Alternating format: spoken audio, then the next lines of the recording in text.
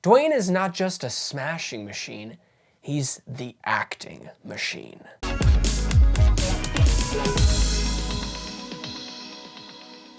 This is the true story of mixed martial arts and UFC champion Mark Kerr. I feel like at the end of the day, this movie is just a showcase to display how wickedly talented Dwayne Johnson and Emily Blunt are. Their toxic chemistry is undeniable. You cannot look away every single time they show up on screen. Yes, this movie talks about toxic relationships, but really, it's a movie talking about be okay with losing even if it's hard, and that really is a beautiful message. Nobody likes losing, and I will say this on a public display. Nothing is more embarrassing when you have your friends over and you're so excited to play a game called Catan. And when you're having a great run and you just built the longest road, you get the card, you're celebrating, and somebody decides to make an even longer road and take it from you.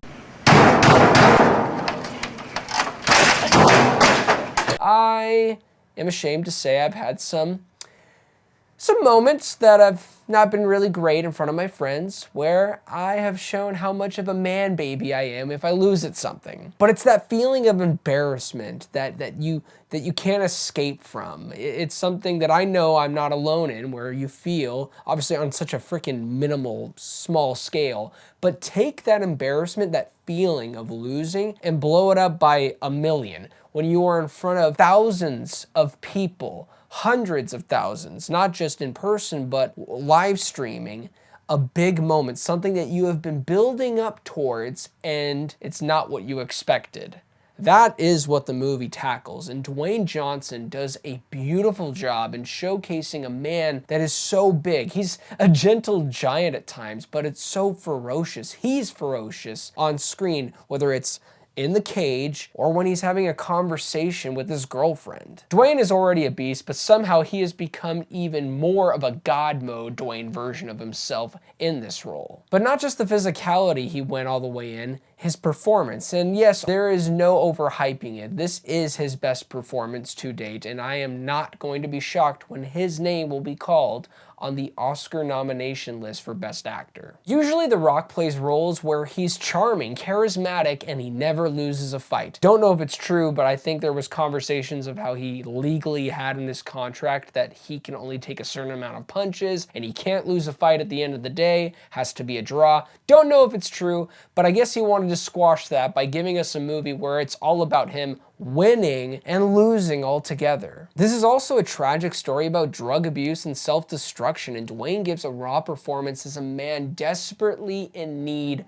of help. That said, the script doesn't always rise to the occasion. We get glimpses of Mark's adrenaline inside the ring and outside of the ring, and by outside I mean all the yelling that happens between Emily Blunt and Dwayne, and they do a great job with that, but I never found myself actually knowing who is Mark? Why did he start fighting in the first place? Why does he keep going back to a relationship that clearly hurts him? There was something that never really reached the emotional impact it could have been. Now everyone's gonna talk about Dwayne, but I have to also give a shout out to Emily Blunt's Dawn, who plays the other side to Mark Kerr, his girlfriend. Now they do some interesting things with her in the first half of the film, and then she goes away and then they bring her back, and I get it, it is a true story, but they didn't really find a way to actually give a conclusive ending to her character. It just kind of ends. Still, every single time Dwayne and Emily share screen time together, it's just mesmerizing. On the technical side of things, you gotta love that Safdie grain from Good Time, Uncut Gems. I love that Benny still carries that with him. It's a very cool aesthetic. Speaking of Benny, directing, I expected something even more intense with this project, something that would push the story further. While I did enjoy the final impact of the message with the film when it comes to winning and losing, there was still a bit of disconnection that I felt throughout the experience. Some scenes felt like they only existed to show off Dwayne's acting chops, rather than actually building something to the narrative itself. Even though this movie didn't make me cry, and it's actually very easy to make this guy cry over here, I still respect the craftsmanship behind this film. Dwayne Johnson truly transforms into Mr. Kerr, and it's a performance you will not forget for the rest of the year. 6.5 out of 10. Thank you guys so much for watching this review. It really means a lot. Please don't forget to like and subscribe, but most of all, do not forget to be blessed.